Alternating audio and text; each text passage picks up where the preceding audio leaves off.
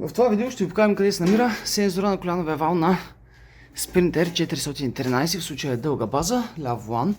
Ето какво представлява сензора. Вече сме го сменили, сега ще покажем точно къде се намира. Буксата е с два кабела. Сега, бягай назад. Така, обърнати, така напред както е буса. Идваме до скоростната кутия и си мъшваме тук отляво. Сега ще видим дали няма да ми пречи тази светлина отгоре. Така, между жилата за скоростите.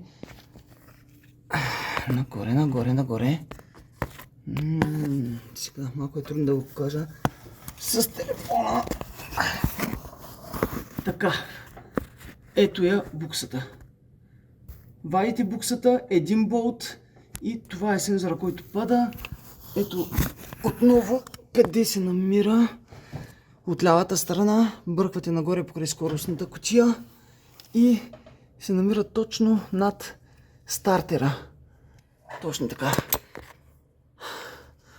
Над стартера си прекарвате ръката и се вижда буксата на самия сензор.